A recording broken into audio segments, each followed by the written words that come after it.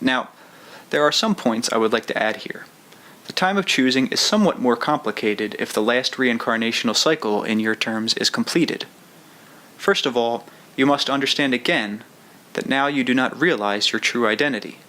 You identify instead with your present ego, so when you think in terms of life after death, you really mean a future life of the ego that you know.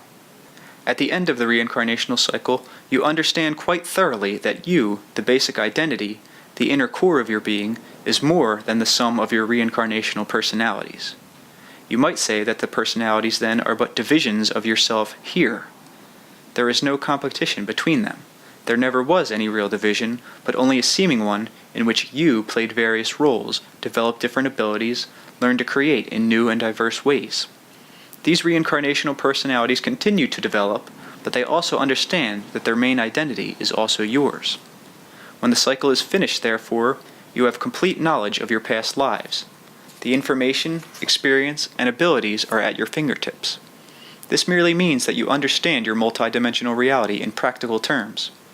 I have used the word multidimensional often, and you can see I mean it quite literally, for your reality exists not only in terms of reincarnational existences, but also in the probable realities mentioned earlier. When the time of choosing comes, therefore, the choices available are far more diverse than those offered or possible to personalities who still must reincarnate. There is always the opportunity to teach if you have the inclination and the capabilities, but multidimensional teaching is far different than teaching as you know it now, and it demands rigorous training. Such a teacher must be able to instruct various portions of one entity in your terms at the same time.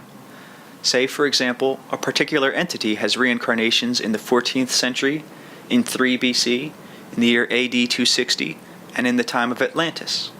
A teacher would simultaneously be in contact with these various personalities, communicating with them in terms that they could understand. Such communication demands a complete knowledge of the root assumptions of such eras, and of the general philosophical and scientific climate of thought at the time. The entity might well be exploring several probable systems too, and these personalities would also have to be reached and contacted. The amount of knowledge and training necessary makes such a teaching communicator career extremely demanding, but it is one of the courses available. The process of learning such information necessarily adds to the development and abilities of the teacher. A delicate manipulation of energy is required, and a constant travel through dimensions.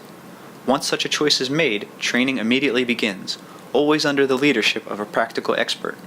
The vocation, for it is a vocation, leads such a teacher even into other realms of reality than those he previously knew existed. Now, others, finished with reincarnations and of a different overall nature, may begin the long journey toward the vocation of a creator. On a much different plane, this can be compared to geniuses in creative fields within your own physical reality. Instead of paints, pigments, words, musical notes, the creators begin to experiment with dimensions of actuality, imparting knowledge in as many forms as possible, and I do not mean physical forms. What you would call time is manipulated as an artist would manipulate pigment. What you would call space is gathered together in different ways. Art is created then using time, for example, as a structure. In your terms, time and space might be mixed. The beauties of various ages, the natural beauties, the paintings and buildings, are all recreated as learning methods for these beginners. One of their main preoccupations is to create beauty that impinges itself in as many various dimensions of reality as possible. Such a world would be perceived in your system as one thing, for example, but would also be perceived in probable realities, though perhaps in an entirely different way. A multidimensional art, you see, so free and elemental that it would appear simultaneously in many realities. Such an art is impossible to describe in words. The concept has no verbal equivalent. These creators, however, are also involved in inspiring those in all levels of reality available to them. For example, inspiration in your system is often the work of such creators. Now, these art forms are often symbolic representations of the nature of reality. They will be interpreted in various ways according to the abilities of those who perceive them. In your terms, they may be living dramas. They will always be psychic structures, however, existing apart from any given system of reality, but at least partially perceived by many. Some exist in what you might term the astral plane, and you perceive them in visits during the sleep state. Others are perceived in glimpses or bits and pieces by your temporal mind while you are half sleeping and half waking, or in other periods of dissociation. There are various kinds of multidimensional art, and therefore many levels in which the creators work. The whole Christ story was such a creation.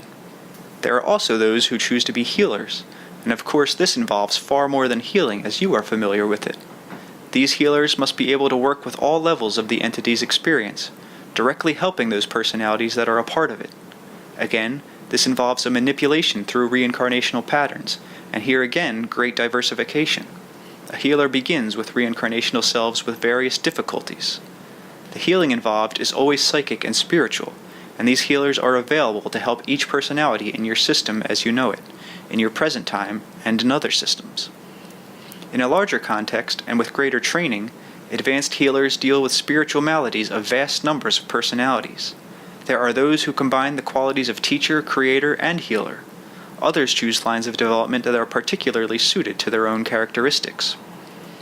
I do not want to discuss the purpose of consciousness's continuous existence or development in this chapter, however. I simply want to make it clear that vast possibilities of progress are possible, and to stress the fact that each personality has full freedom. The developments of consciousness that take place are natural attributes, natural stages. There is no coercion applied. All of the further developments are inherent in the personality that you know, even as the adult is inherent in the child. Now, these descriptions of after-death events may sound very complicated, particularly if you have been used to a simple tale of heaven or eternal rest. Unfortunately, the words fail to describe many of the basics that I would have you understand. You have within yourself, however, the ability to release your intuitions and to receive inner knowledge. As you read this book, the words are meant to release your own intuitional abilities. When you are reading it, your own dreams will give you added information and will be in your mind upon awakening if you are alert for them. There is no such simple end to the life that you know, such as the story of heaven. There is the freedom to understand your own reality, to develop your abilities further, and to feel more deeply the nature of your own existence as a part of all that is. That is the end of the chapter.